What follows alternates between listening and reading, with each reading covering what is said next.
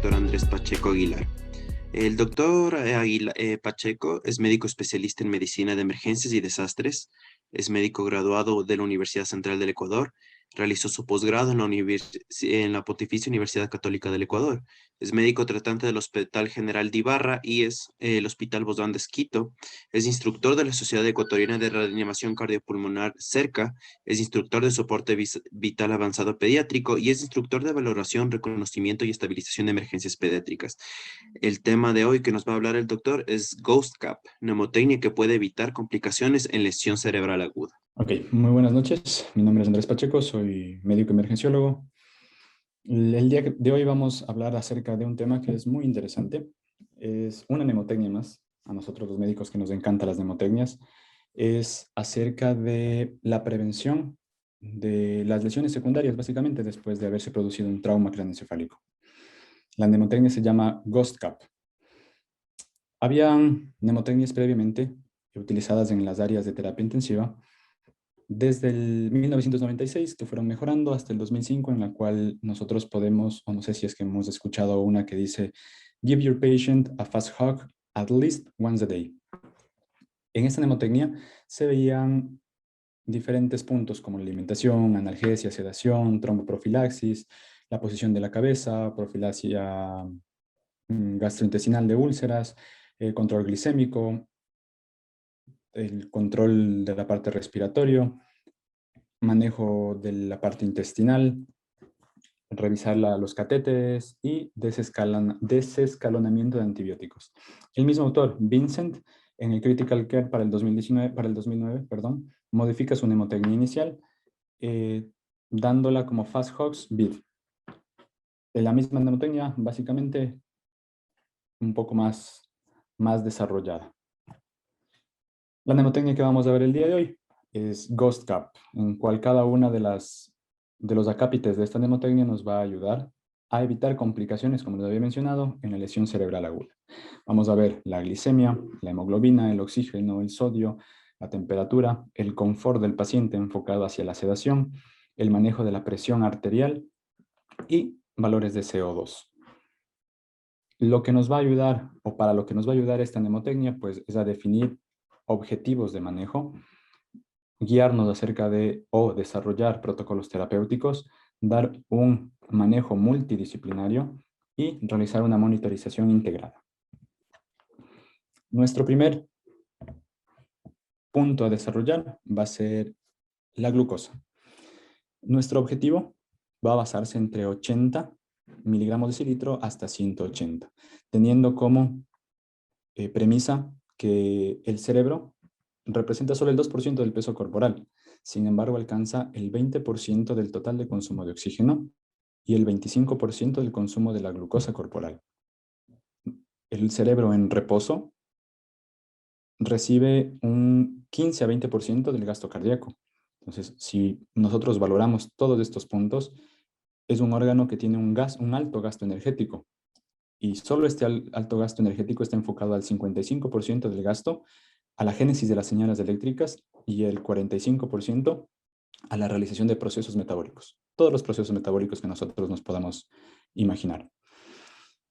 Se ha visto que un control estrecho de la glucosa no mejora el pronóstico.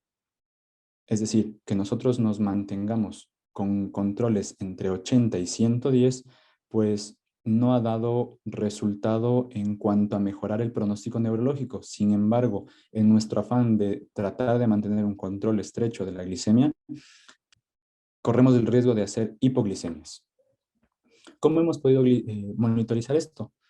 Pues existe una técnica que se llama microdiálisis cerebral, en la cual nosotros vamos a colocar un catéter que va a hacer las veces de una membrana que va a permitir que los solutos pasen y se igualen en la parte interna como externa.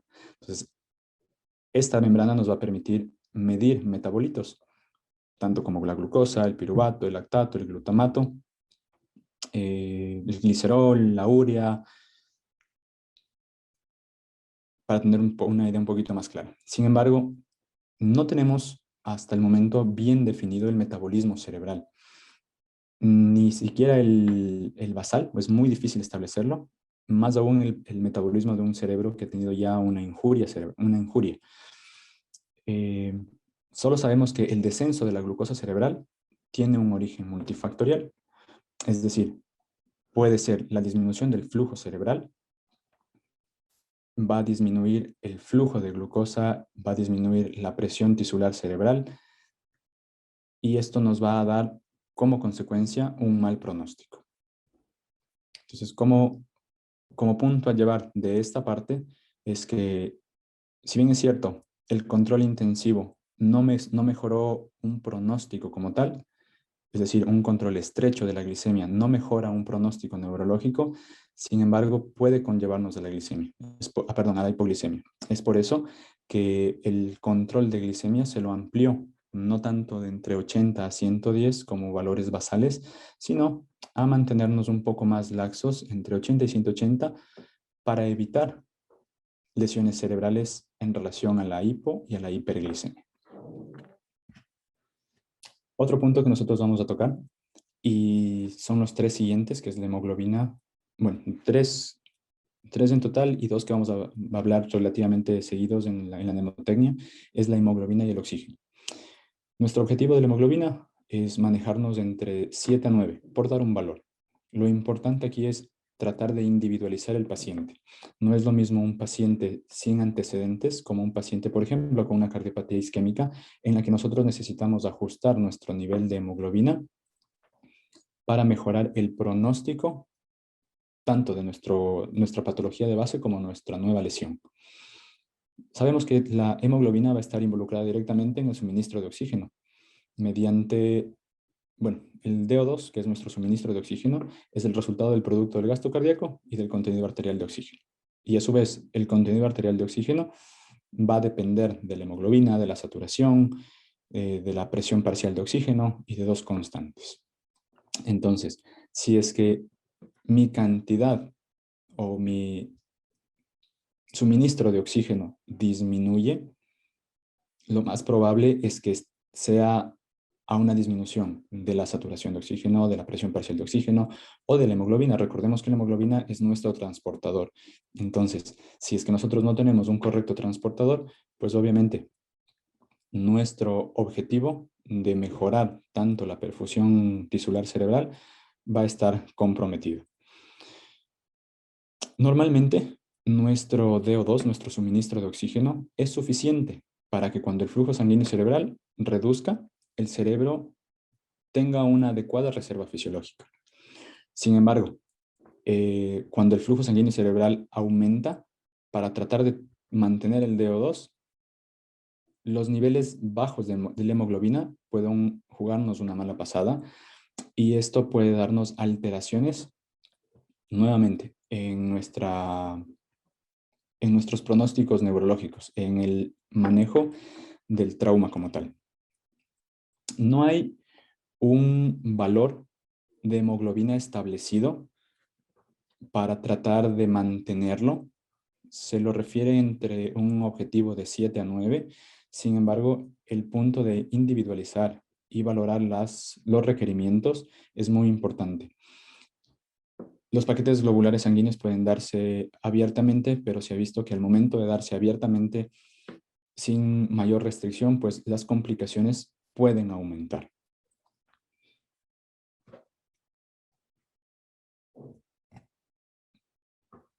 Algo que va de la mano con la hemoglobina y como habíamos visto en las fórmulas anteriores, el oxígeno nos va a ayudar a mejorar la presión tisular cerebral, mejorar la perfusión cerebral, siempre y cuando nos mantengamos en valores adecuados. Valores adecuados como una saturación, basándonos solo con la saturación de referencia, entre 94 a 97.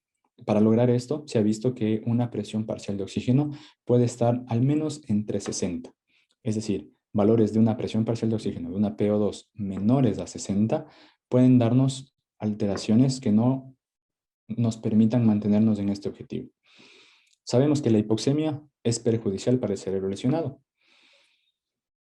Nuestro organismo, y a lo largo de la historia evolutiva del hombre, el ser humano está acostumbrado a manejar valores de hipoxemia, dependiendo nuestro nivel de residencia, perdón, nuestro sitio de residencia, el nivel de altura, ha podido desarrollar mecanismos compensatorios. Por ejemplo, el aumento en la hemoglobina y el hematocrito para tratar de compensar la disminución de la presión parcial de oxígeno. Sin embargo, si es que nosotros no tenemos una adecuada relación con la hemoglobina, por más que nosotros intentemos mantener nuestro oxígeno dentro de los valores o nuestra saturación dentro de los valores, podemos en exceso de uso del oxígeno llegar a la hiperoxemia, que es el otro extremo. Y si ya hablamos de hiperoxemia, pues tenemos un problema. Nosotros, como les había mencionado, por la evolución, estamos acostumbrados a manejar hipoxemias o cifras de hipoxemias. Acostumbrados entre comillas, porque una hipoxemia mantenida, pues puede aumentar o puede ocasionar interrupción del flujo sanguíneo cerebral, puede dar déficits conductuales, puede aumentar la producción a nivel cortical de citoquinas proinflamatorias, en especial de interleuquina 6, interleuquina 1, eh, factor de necrosis tumoral. Sin embargo, esta hipoxemia no nos va a conllevar a un edema cerebral, a diferencia de lo que podría causar la hiperoxemia.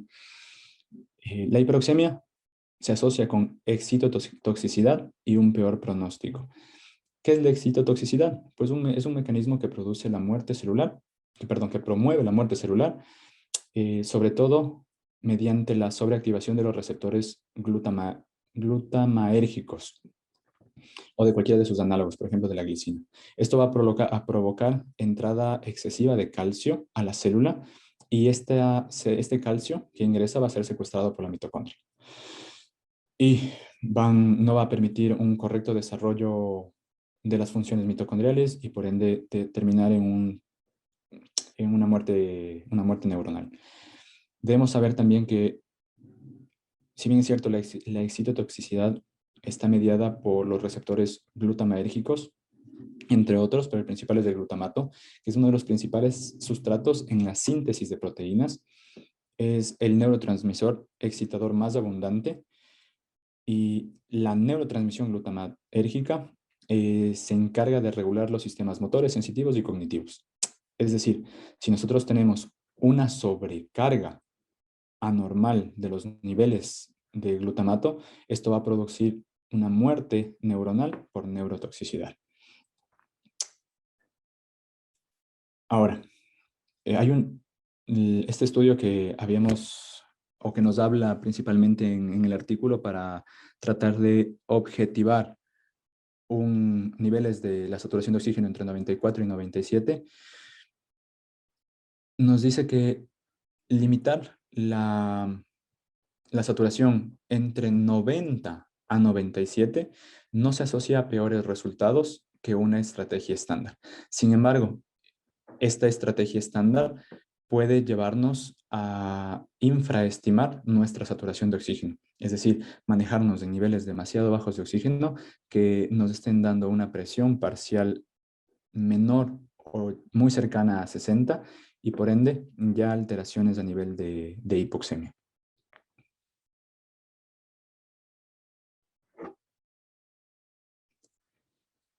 Lo que les había mencionado, nosotros estamos acostumbrados a manejar hipoxemia.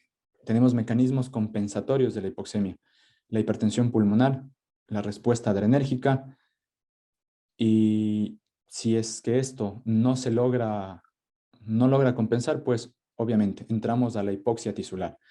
Mientras menor sea la hipoxemia, peor va a ser el pronóstico. En cuanto a la hiperoxemia, se había hablado que la hiperoxemia, o nosotros podemos manejar oxemias relativamente adecuadas entre 100 y 110 de PO2. Sin embargo, si nuestra presión parcial de oxígeno sube drásticamente por encima de los 350, pueden darse reacciones a nivel vascular que va a conllevar a vasoconstricción, a estrés oxidativo, a apoptosis, a daño pulmonar, y edema cerebral, lo que les había mencionado de la excitotoxicidad.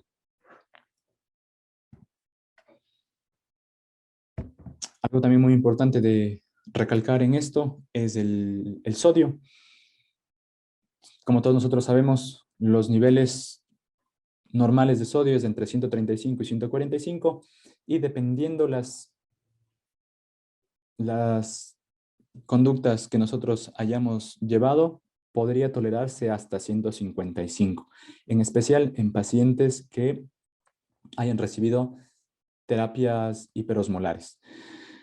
Es algo muy importante, debemos tener muy en cuenta que si tenemos sodios menos de 135, pues debemos diferenciar entre dos patologías principalmente, el CADH y el cerebro perdedor de sal. Para el CADH, obviamente la hiponatremia puede contribuir a aumentar el volumen cerebral y por ende aumentar la presión intracraneal, dándonos cifras de hipertensión intracraneal. Normalmente la hiponatremia en el trauma craneoencefálico oscila entre rangos bajos como el 10% hasta inclusive el 50%. Y la hiponatremia como tal, es decir, solo la hiponatremia es un factor predictor independiente de mal pronóstico neurológico. ¿Cómo nosotros podemos diferenciar el CADH? Pues es una enfermedad, por lo general, autolimitada tras una lesión cerebral. El manejo debe darse solo si es que el paciente está sintomático, es decir, si el sodio sérico es significativamente bajo o desciende muy rápidamente. La restricción de agua sin electrolitos es una de las terapias que inicialmente se puede dar, una restricción entre 500 y 1000 ml día. Es uno de los pilares del tratamiento del CADH y esto nos va a ayudar a un aumento relativamente lento de sodio sérico, más o menos de 1 milimol litro al día. Sin embargo, el mismo hecho de restringir la parte de la hidratación puede ser difícil, más aún en pacientes conscientes quienes no van a tolerar o van a tolerar de difícil manera esta restricción. Podría empeorarnos también nuestra estabilidad cardiovascular. Puede aumentar el riesgo de isquemia cerebral en pacientes con lesiones cerebrales en estado crítico. Algo que nosotros normalmente estamos acostumbrados a utilizarlo, son las soluciones hipertónicas. Sin embargo, en el CADH, su lugar está muy limitado en su tratamiento, especialmente dados a los pacientes con hiponatremias agudas que pueden estar o que son gravemente sintomáticos. Lo importante del CADH al momento de utilizar terapias hiperosmolares es tratar de elevarlos hasta valores de entre 120 y 125 para después sí continuar con la restricción de líquidos que nos va a permitir un aumento relativamente lento y controlado. En cambio, en el cerebro perdedor de sal, lo que nos va a llamar la atención es una pérdida renal de sodio que va a estar dada por poliuria, por natriuresis. Aquí tenemos una pequeña tabla en la cual tenemos ciertos puntos que nos van a ayudar clínicamente para tratar de llegar a uno u otro diagnóstico, teniendo en cuenta que muchas veces en el servicio de emergencia solicitar osmolaridad urinaria puede ser algo complejo, en especial en hospitales en donde el manejo por emergencias no está muy establecido. Hablando de hospitales de segundo nivel, hospitales básicos, que si bien es cierto, necesitan dar un tratamiento inicial para este tipo de patologías, el tratamiento final debe ser en casas de mayor nivel de complejidad. Si nos basamos en un dato, pues sería la volemia. Un paciente que tenga hipovolemia, que tenga signos clínicos de hipovolemia, pues nos puede ayudar a pensar en un cerebro perdedor de sal, mientras que una volemia conservada o ligeramente aumentada podría hacernos pensar en un CADH. Por el otro lado, la hipernatremia. En la hipernatremia con niveles mayores de 145, por lo general, puede verse el uso de soluciones hipertónicas. O, como casos también evidenciables, el desarrollo de diabetes insípida. En especial cuando tenemos ya un edema a nivel de tronco cerebral, que estaríamos ya en riesgo inclusive ya o hablando de muerte encefálica. Debemos saber que la diabetes insípida es un fallo en la liberación del ADH por parte del eje hipotálamo-hipofisario, en la cual no va a haber una capacidad de concentrar la orina. Y esto nos va a dar pérdida de grandes volúmenes de orina diluida. Esto nos va, por ende, a conllevar a un aumento a una pérdida inadecuada de agua, lo que causa el aumento del sodio y de la osmolaridad sérica. Hay dos pilares fundamentales en el tratamiento, dos objetivos en el tratamiento de la diabetes insípida. Es la reposición de líquidos y la retención de agua y reposición de ADH. Los criterios diagnósticos, pues es un volumen urinario aumentado por lo general más de 3.000 por día, 3.000 ml por día, un sodio sérico más de 145, una osmolaridad sérica más de 305 y una osmolaridad urinaria anormal, anormalmente baja, menos de 350 milimoles. Hay que recordar que en episodios de una hipernatremia que se establezca rápidamente pueden llevarnos a una desmielinización osmótica y que de igual manera una corrección rápida de una hiponatremia crónica puede llevarnos a una desmielinización osmótica. Es decir, un aumento rápido en la concentración de sodio, sea por un trauma o por una compensación inadecuada, puede llevarnos a una desmielinización. Mientras que un rápido episodio de hiponatremia o una corrección muy rápida de la hipernatremia, es decir, que conlleven a un aumento rápido del plasma sódico, del sodio en el plasma, mil disculpas, puede llevarnos a un edema cerebral y a una herniación cal.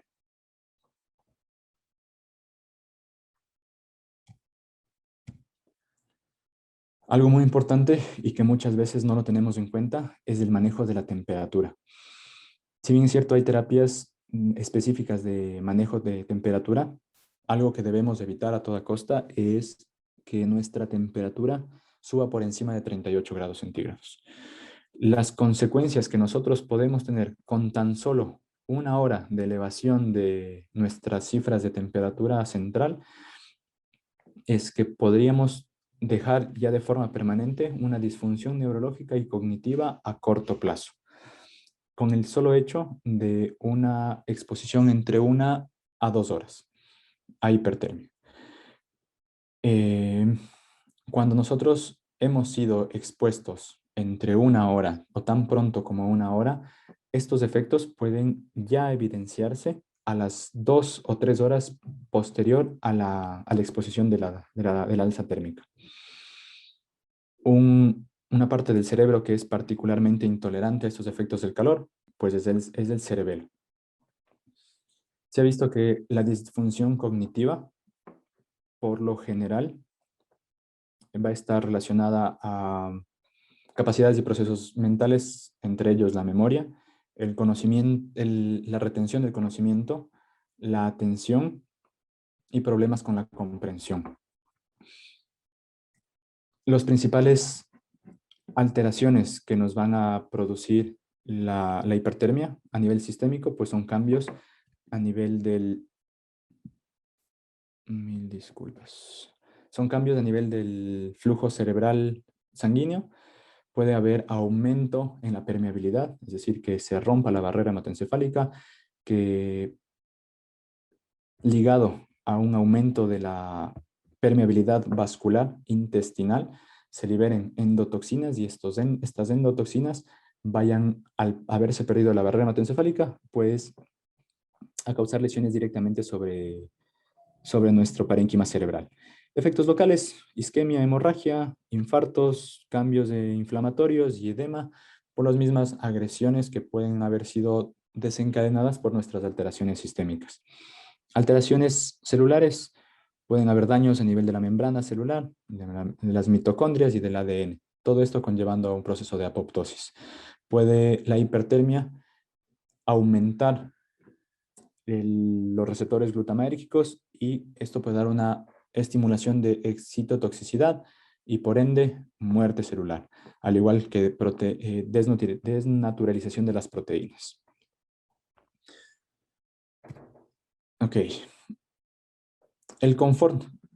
¿A qué llamamos nosotros confort? Básicamente es al control del dolor,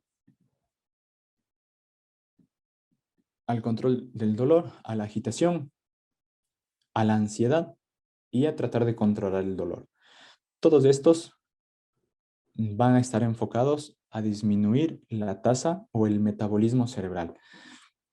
Un paciente que tiene dolor tiene un aumento simpático y tiene un aumento de las transmisiones neuronales.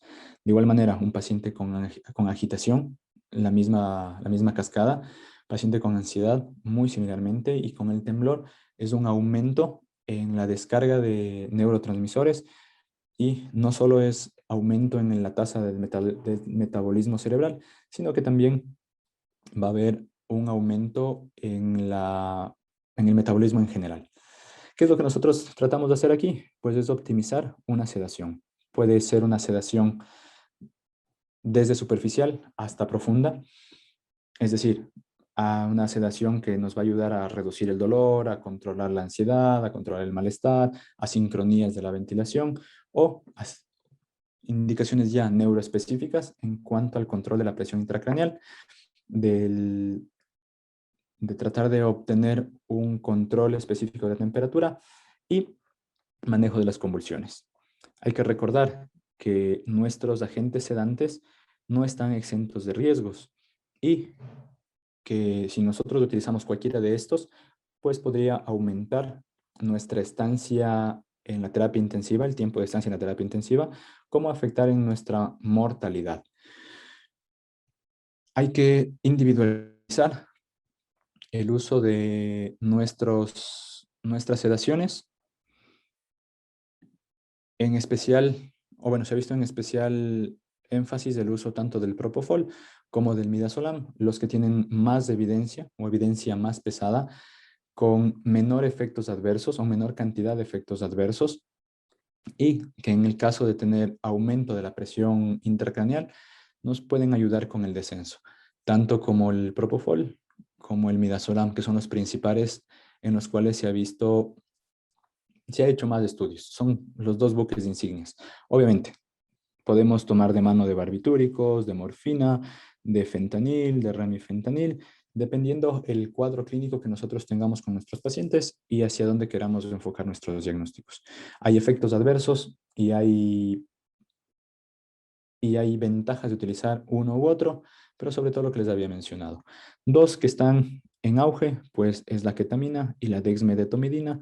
Se ha visto que con una correcta dosis y un correcto uso de estos dos fármacos, pues pueden darnos o pueden ayudarnos a mantener una sedación superficial, en el caso de la desmetomidina, una sedación consciente.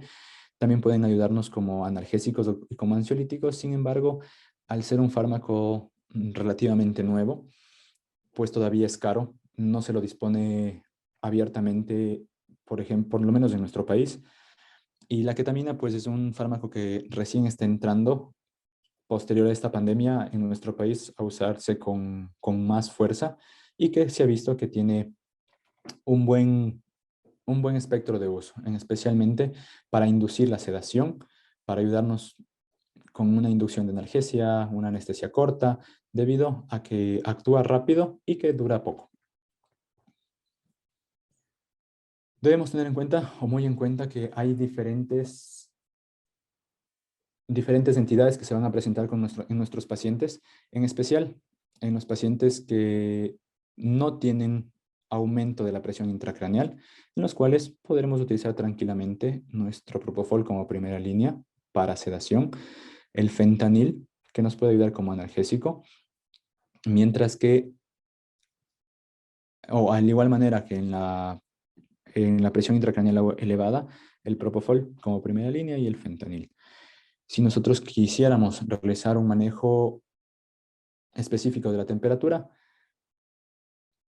de igual manera nos van a ayudar el propofol y el fentanil, mientras que cuando nosotros tengamos una disfunción hepática, Como ven aquí, el midazolam tal vez no sea una buena opción. Al igual que en un paciente con disfunción renal, por su excreción, el midazolam no sería muy bien o no sería una muy buena idea, en especial en esos pacientes que nosotros priorizamos una alta temprana de la terapia intensiva o tratar de retirar precozmente de la ventilación mecánica.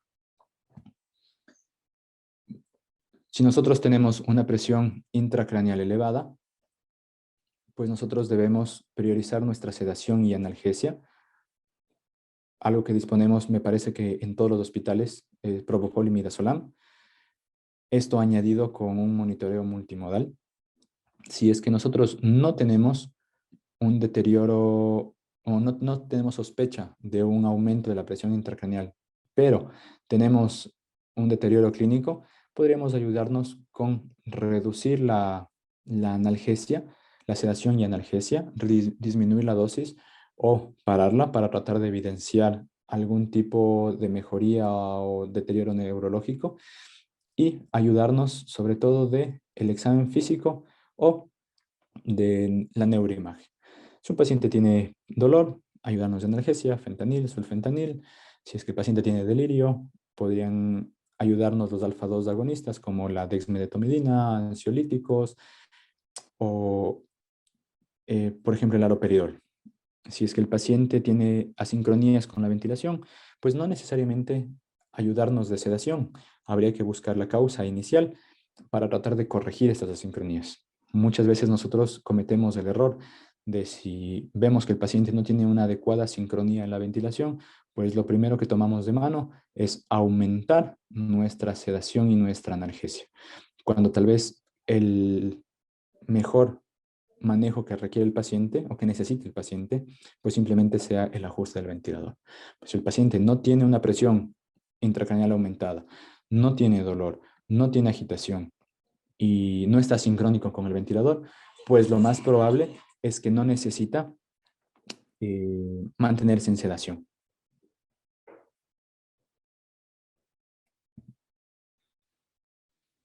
Continuando con nuestra demotecnia, vamos a ver la presión arterial. Lo que nosotros buscamos con la presión arterial es garantizar una presión de perfusión cerebral. Algo que hay o que debemos evitar muy fuertemente es la hipotensión, porque así sea una hipotensión leve, puede darnos lugar a una hipoperfusión cerebral. Nosotros consideramos que una presión o que nuestra presión intracraneal va a ser el resultado. Denme un segundo. Está mal. Mil disculpas. O bueno, comencemos desde acá. Que nuestra presión de perfusión cerebral es el resultado de nuestra presión arterial media menos nuestra presión intracraneal. Si nosotros tomamos nuestra presión intracraneal como un valor de 20 milímetros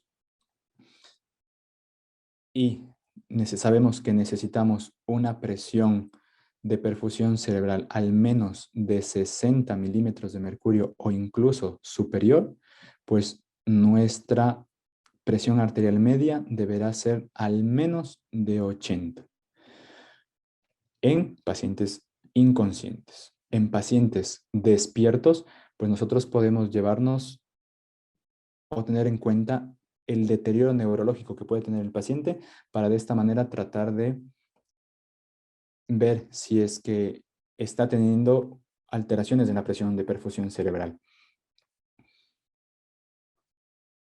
Algo adicional, como un dato extra, pues una presión sistólica mayor a 100 lo vamos a tener en pacientes entre 50 y 69 años, mientras que en pacientes entre 15 y 49 años o más de 70 años, una presión arterial sistólica mayor a 110 será nuestro objetivo.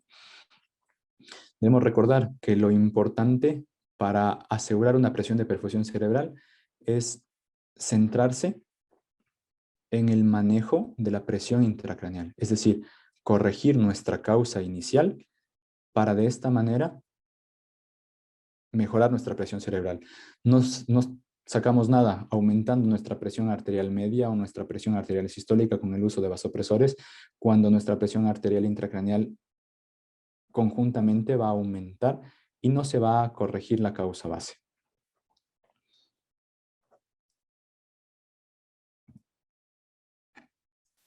Lo que les había mencionado,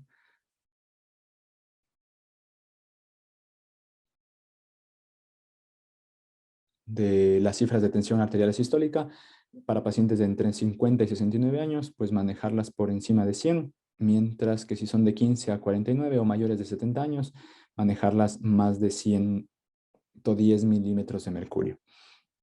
Debemos utilizar una combinación de exámenes y valores clínicos para valorar nuestra presión intracraneal. Podemos utilizar neuroimagen, podemos utilizar ultrasonografía para hacer una medición de la vaina del nervio óptico y de esta manera también ver si es que tenemos signos sugerentes o no de hipertensión intracraneal. Por último, y no menos importante, es el manejo de la presión parcial de CO2. Esto sobre todo en pacientes ventilados. Hay que recordar que la mayoría, o la gran, por no decir todos, la gran mayoría de pacientes con trauma craneoencefálico grave están sedados y ventilados, al menos durante los primeros días.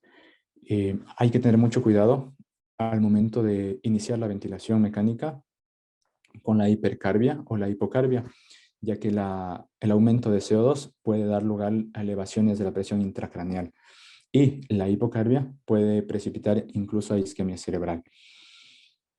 Se ha visto que manejar presiones parciales de oxígeno entre 30 y 35 a nivel del mar, pues parecería una buena opción. Sin embargo, ya con niveles de 30, podemos ver que existen lesiones cerebrales secundarias, lesiones isquémicas cerebrales secundarias, debido a la vasoconstricción que genera la hiperventilación, la misma que debería estar contraindicada al menos en las primeras 48 horas secundarias al trauma craneoencefálico. Si bien es cierto, aquí nos habla de un valor de 35 milímetros de mercurio a nivel del mar, que no debería bajar de este nivel, a la altura, pues podríamos manejarnos entre valores de 30, como les había mencionado. Obviamente, esto dependerá mucho del sitio en el cual nos encontremos.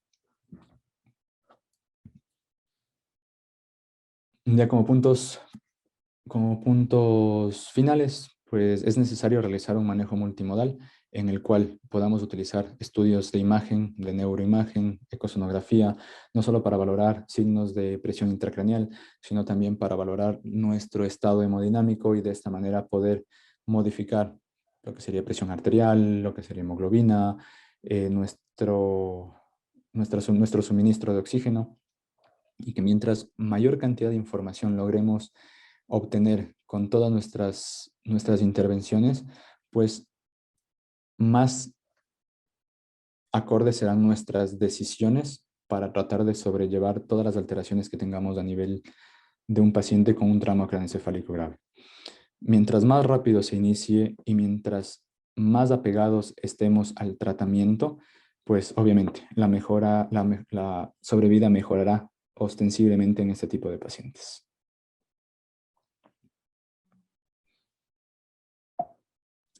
Eso, muchísimas gracias. Perfecto, muchas gracias, doctor Pacheco. Tenemos algunas preguntas. Primero, con respecto al hematocrito, no está considerado en la mnemotecnia GHOST-CAP, sin embargo, ¿sigue considerándose el hematocrito óptimo como vigente? Pues bueno, hay que tener en cuenta que tanto hemoglobina como hematocrito van de la mano. Hablar de una hemoglobina de 7 a 9, pues es hablar de un hematocrito de entre 21 y 27 aproximadamente. Menos de 20 no debería mantenerse. Como les había mencionado, no hay que hablar de un hematocrito en general, sino tratar de individualizar, ver si es que nuestro suministro de oxígeno está siendo disminuido. Probablemente una anemia aguda puede necesitar una compensación mucho más rápida que una anemia crónica que ha desarrollado mecanismos compensatorios previamente. Perfecto. Otra pregunta que tenemos es, en pacientes posquirúrgicos bajo efecto posanestésico, ¿qué debería considerarse dentro de la mnemotecnia Ghost Gap? Bueno, recordemos que esta mnemotecnia está realizada para pacientes con trauma craneoencefálico como primera instancia. Si es que un paciente ya ha recibido un manejo específico de una lesión X, pues deberíamos tratar de ajustarnos en función a los nuevos hallazgos que tengamos posterior a nuestro acto quirúrgico.